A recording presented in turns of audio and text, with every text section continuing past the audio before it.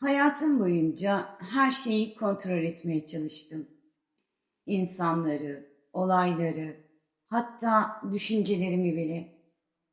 Çünkü kontrol etmezsem dağılacağımı sandım. Sonra bir gün bir cümle geldi içime. Ben bilmem ve o an bir şey çözüldü. Hayata ne zaman Frodo gibi ben giderim ama yolu bilmiyorum desem, yolun hep bir şekilde açıldığı geldi aklıma. Ve Yunus geride ben bilmem zikrini çekmeye başladı yeniden. Sen gözlerini aç diye daha kaç yangın çıkacak insanoğlu. Ben bilmem. Yanmanın başka halleri olduğunu da anlaman için daha kaç can göçecek. Ben bilmem. O bağlar, bahçeler, aşk şarabında meşk etmelerin vakti ne zaman gelecek? Ben bilmem. Öyle çok isterdim ki bilebilmeyi. Ey sevgilim, ey canım. Ne zaman biter bu özlem? Ben bilmem.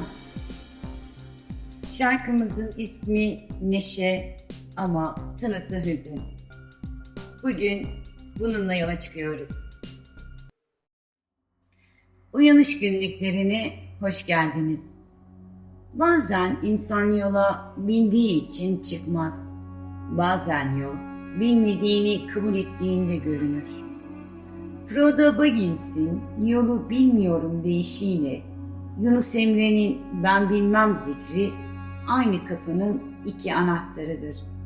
Biri bir masalda anlatılır, biri bir dergâhta fısıldanır. Ama ikisi de aynı hakikati işaret eder.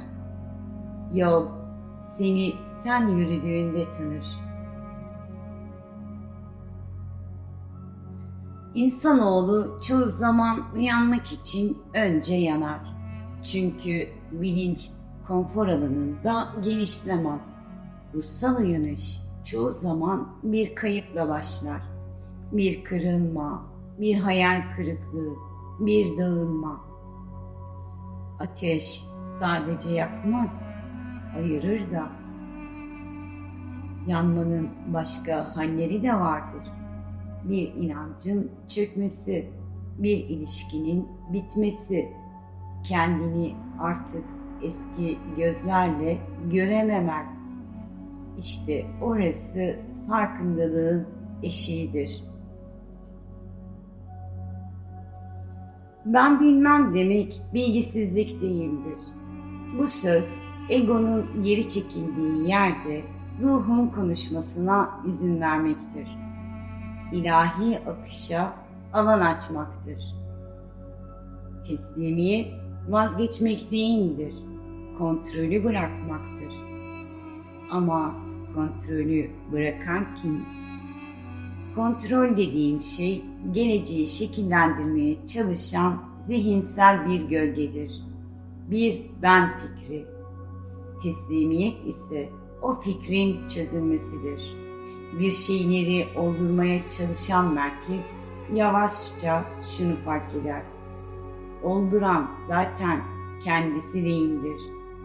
Teslimiyet hayatı Tanrı'ya bırakmak da değildir. Çünkü hayat zaten senden ayrı değildir.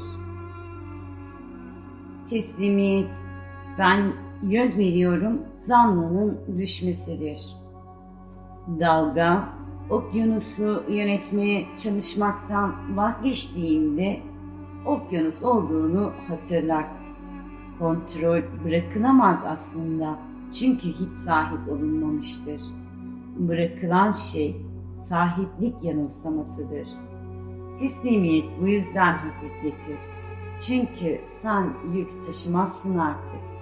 Yük taşıyan ben fikridir. Ve o noktada şunu fark edersin. Hayat olmuyor. Oluyor gibi görünmüyor. Hayat zaten oluyor. Ve sen onun içindeki bir figür değilsin. Onun kendisisin. Bu bir öğreti değil, bir iddia değil.